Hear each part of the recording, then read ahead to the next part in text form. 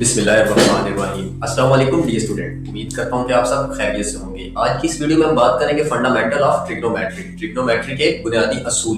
क्या कभी आपने सोचा है कि कदीम दौर के इंसान ने बगैर किसी जदीद आलात के मिस्र जैसी अजीम अमारात कैसे बनाई? और क्या कभी आपने सोचा है कि आप जमीन पर बैठ के सितारों के फासले कैसे नाप लेते हैं? तो ये जादू है ट्रिग्नोमेट्री का। ट्रिग्नोमेट्री दो यूनानी लफ्जों का मजमूआ है, ट्राइगोन और मेट्रॉन। आइए आपको समझाता हूँ कि ये कैसे बना।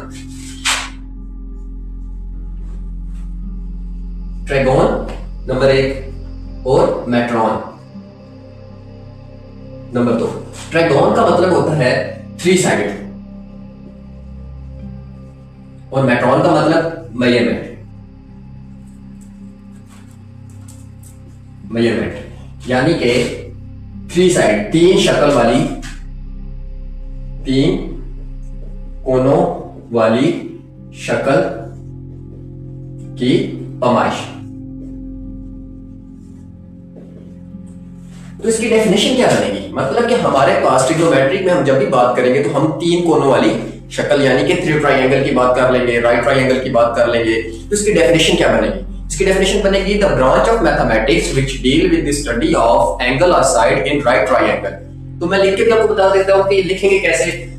तो डेफिनेशन बनेगी इसकी, जो हम डेफिनेशन पेपर में आ सकती है।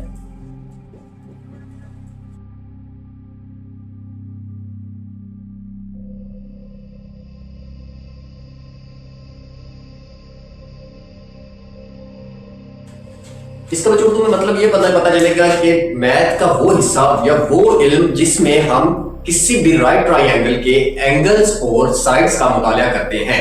ठीक है, जैसे कि हमें पता है कि हमारी जो ट्रिग्नोमेट्री है वो राइट ट्राइंगल के इर्द गिर्द घूमती है। तो मतलब राइट ट्राइंगल वो एंगल होता है कि जिसमें हमारे पास एक एंगल 90 डिग्री का हो। मतलब ये हमारे पास है राइट ट्राइंगल, इसको बोलते हैं राइट ट्राइंगल।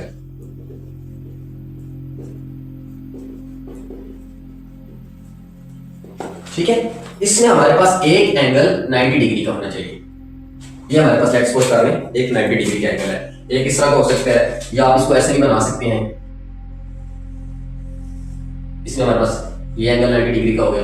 ठीक है, यहाँ पे एंगल थीटा बन रहा है, यहाँ पे एंगल थीटा बन रहा है। तो ये हमारे पास होता है राइट ट्राइंगल। तो इसमें हम बात करेंगे सिर्फ और सिर्फ राइट एंगल की। लेकिन जैसे कि हमें पता है कि हमारी जो 6 बेसिक रेशियोज है वो हमारे पास ट्रिग्नोमेट्री की 6 बेसिक रेशियोज है। तो पहले उसके बारे में पढ़ लेते हैं, फिर आपको उन बेसिक रेशियोज को याद करने की जो मेथड है वो इस वीडियो में आपको हम सिखाएंगे। तो हमारे पास 6 बेसिक रेशियोज हैं, वो हमारे पास है 6 बेसिक रेशियोज।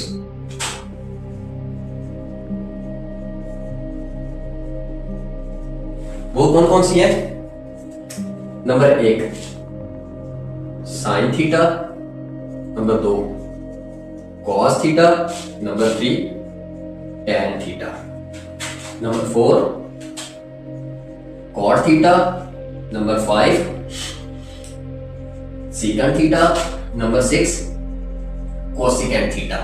ये हमारे पास होगी 6 बेसिक रेशियोज। ठीक है, साइन का जो रेसिप्रोकल होता है, साइन का रेसिप्रोकल होता है कोसिकेंट, कॉस का रेसिप्रोकल होता है सीकेंट और tan का रेसिप्रोकल होता है कॉट।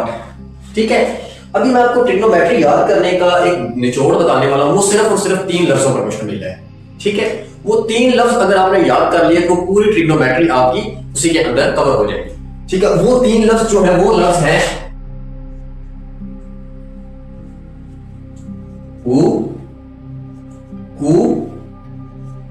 अक।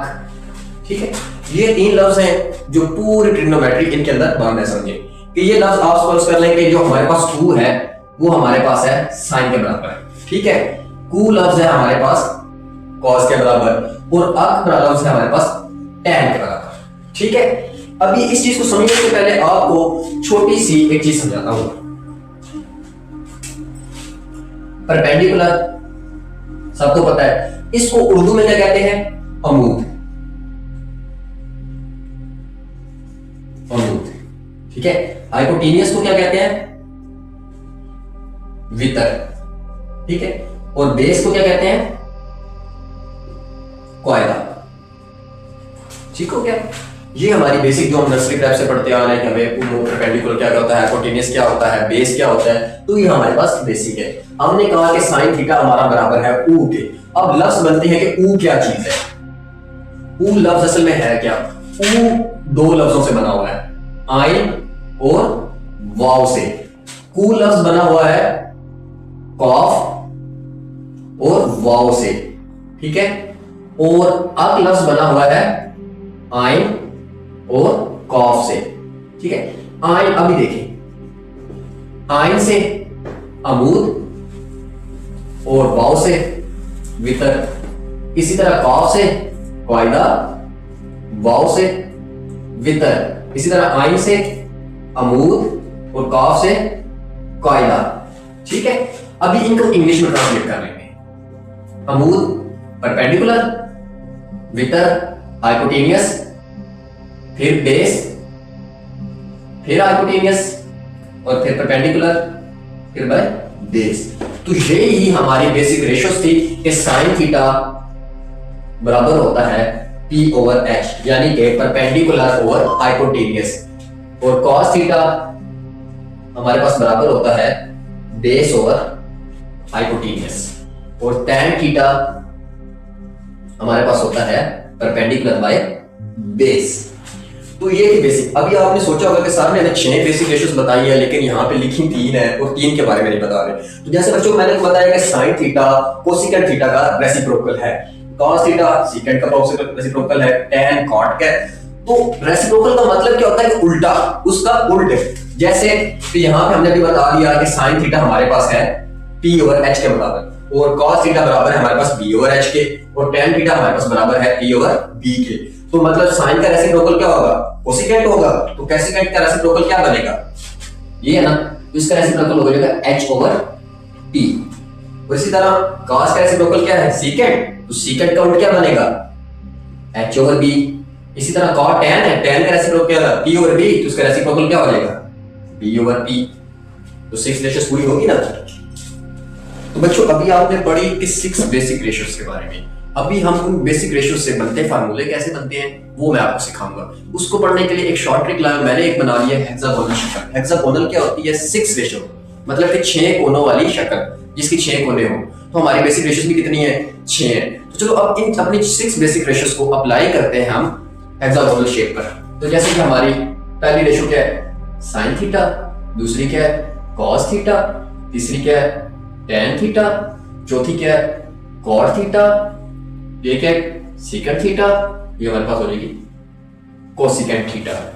अभी बच्चों का ये क्वेश्चन होगा कि सर अब हम अगर भूल जाए इस शेप को बनाकर, हम भूल जाए कि हमने आइडेंटिटी कहाँ पे रखनी है, तो उसको याद करने का तरीका बच्चों ये है कि जो सी वाली आइडेंटिटीज होंगी ना, जैसे कि सी वाली बनती है हमारे पास cos, कोसेकेंट और cot, तो ये सी वाली आपने हमेशा राइट साइड पे रखनी है, मतलब एक राइट साइड पे। ये ट्रायंगल है, हेक्सागोनल शेप बन गई, तो इसकी आपने राइट साइड देख लेनी है। राइट साइड पे आपने सी वाली जितनी भी आइडेंटिटी है वो लिख लेनी है, बकाया जो आइडेंटिटी होंगी वो आपकी आ जाएगी लेफ्ट साइड पे, ठीक है। यहाँ पे आपने याद कर लिया। अब यहाँ से फार्मूला बनाएंगे कैसे?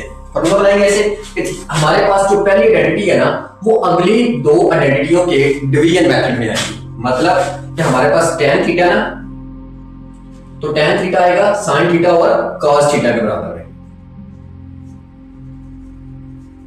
इसी तरह अगर हम आगे साइन लेंगे तो साइन थीटा किसके बराबर आएगा? cos थीटा और cot थीटा के। इसी तरह अगर हम cos थीटा ले लेते हैं तो वो हमारी आ जाएगी cot थीटा और कोसेकेंट थीटा के।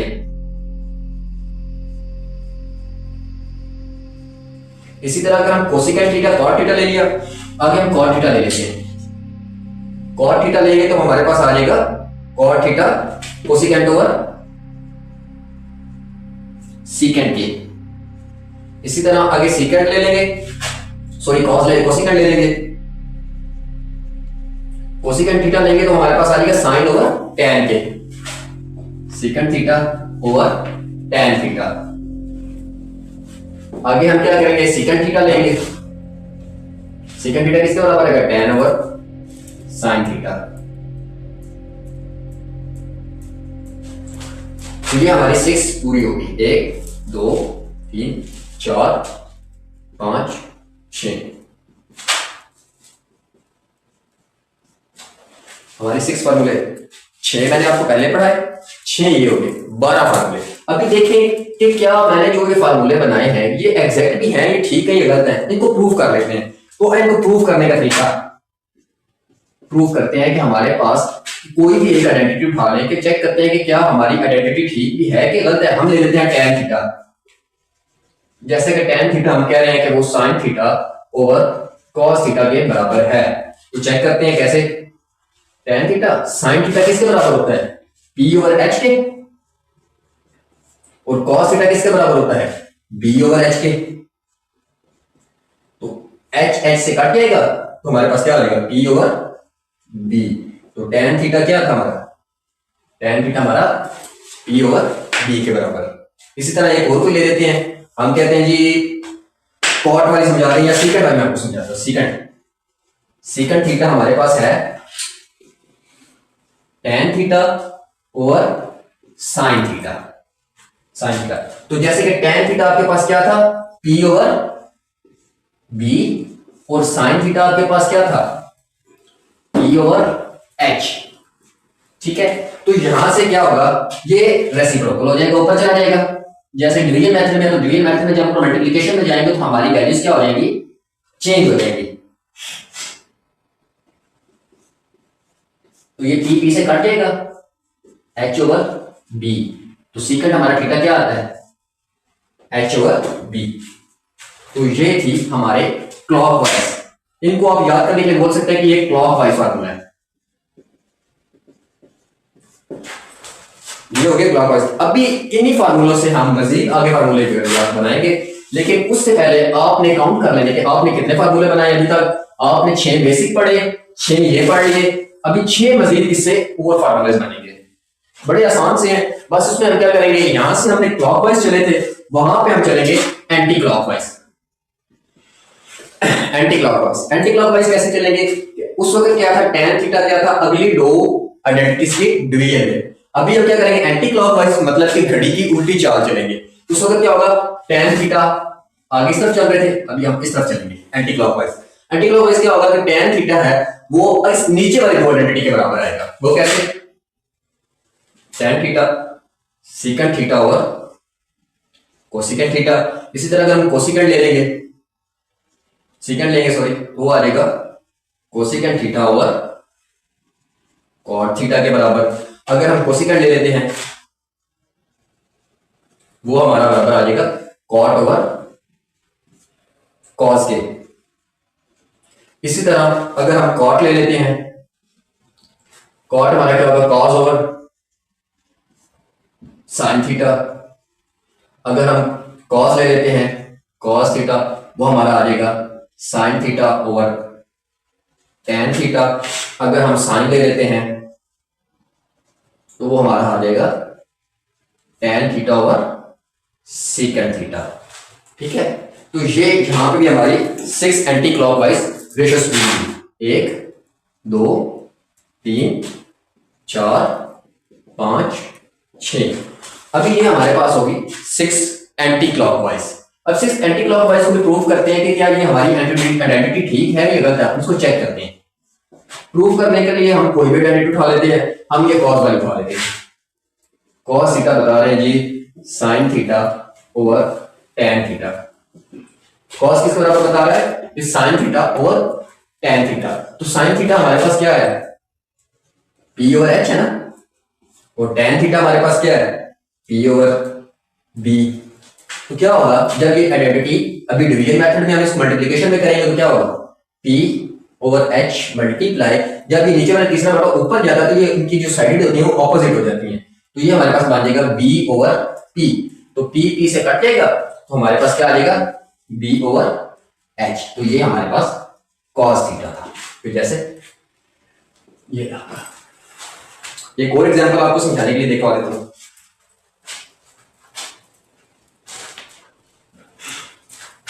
और आपके लिए चलिए कॉट की लेके दो, कॉट थीटा बता रहे हैं cos theta over sine theta. ठीक है, कॉस थीटा क्या है आपके पास, b ओवर h और साइन थीटा आपके पास क्या है, पी ओवर एच।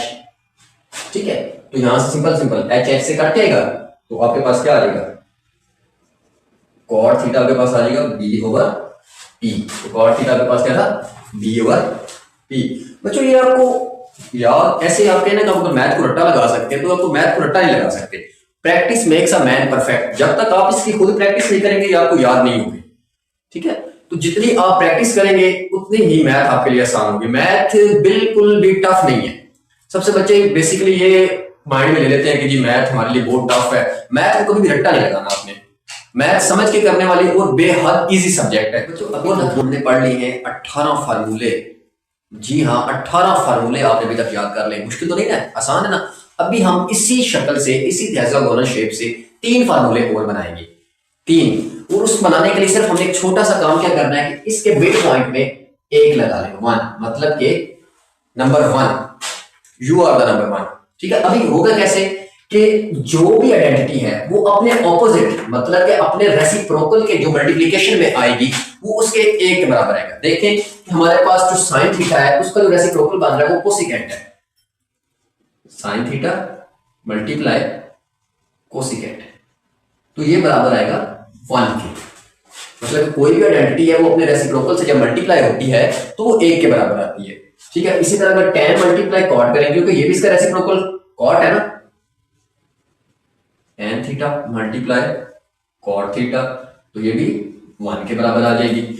इसी तरह अगला हमारे पास cos है। cos मल्टीप्लाई जब सीकेंट से होगा अपने रेसिप्रोकल से तो वो भी 1 के बराबर आएगा। ये आपने बेसिकली लॉजिक ये याद रखना है कि कोई भी आइडेंटिटी जब अपने रेसिप्रोकल से मल्टीप्लिकेशन होती है या रेसिप्रोकल से ज़रब खाती है या मल्टीप्लाई होती है तो 1 के बराबर आती है। तो आइए इसको प्रूव करते हैं कि 1 के बराबर कैसे आती है। ठीक है, हम ले लेते हैं tan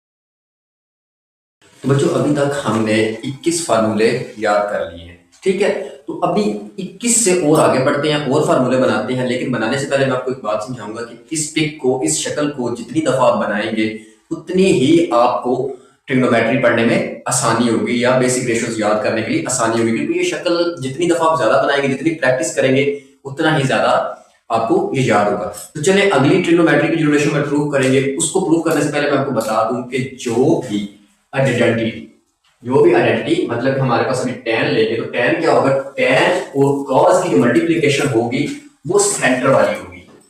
ठीक है, और ये प्रूव करते हैं फिर आपको सारा समझ आ जाएगी। ठीक है, जैसे कि हमने लिया tan theta multiply cos theta, तो ये आ जाएगी sin थीटा के बराबर। नहीं समझ आई? फिर समझाता हूं कि साइन थीटा और कॉस थीटा की जो मल्टीप्लिकेशन होगी वो सेंटर वाली आएगी। इसी तरह अगर हम अगली आइडेंटिटी लेंगे तो साइन थीटा को जब कॉट से मल्टीप्लाई करेंगे तो हमारे पास कॉस आएगा। Sine theta multiply cot theta, तो वो हमारे पास क्या आएगी, साइन थीटा।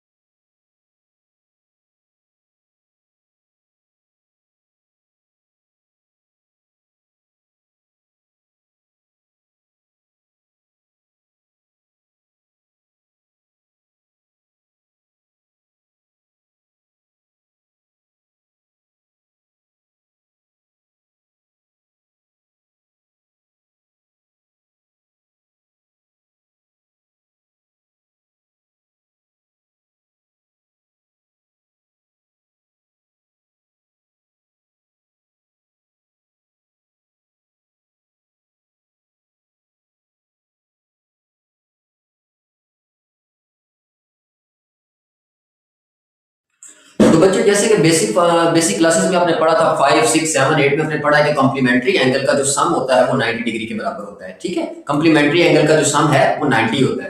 तो आपने किसी भी एंगल का अगर कॉम्प्लीमेंट्री निकालना है, फर्ज कर लें कि आपके पास cos थीटा की वैल्यू मौजूद है और आपने sin थीटा की वैल्यू निकालनी है, तो आप कैसे निकालेंगे? आपके पास sin थीटा है, ठीक है, तो आपने इसका कॉम्प्लीमेंट्री निकालना है। इसका क्या होगा? cos की वैल्यू आपके पास मौजूद है, ठीक है, तो आप क्या करेंगे 90 माइनस थीटा। तो ये आपके पास कॉम्प्लीमेंट्री एंगल है, इसको क्या बोलते हैं? Complementary angles. ठीक हो गया। इसी तरह अगर आप tan का निकालेंगे, tan थीटा, वो क्या होगा? cot 90 minus theta.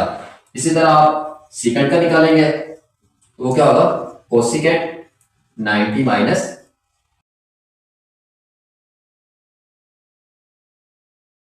तो डियर स्टूडेंट्स, अभी तक हमने 36 फार्मूले याद कर लिए हैं। ठीक है, तो आगे मजीद बढ़ने से पहले मैं आपको एक ही बात कहूंगा कि practice makes a man perfect. जब तक आप प्रैक्टिस नहीं करेंगे आप परफेक्ट नहीं बन सकते। तो अभी हम स्टार्ट करने लगे हैं स्क्वायर फार्मूलाज। ठीक है, तो स्क्वायर फार्मूलाज याद करने के लिए हम क्या करेंगे? हमने सिर्फ एक आइडेंटिटी पहले याद रखनी है। पहली आइडेंटिटी जब हम याद कर लेंगे तो अगली दो आइडेंटिटीज हम ऑटोमेटिकली खुद बना लेंगे। कौन सी आइडेंटिटी बनाएंगे? Square identity.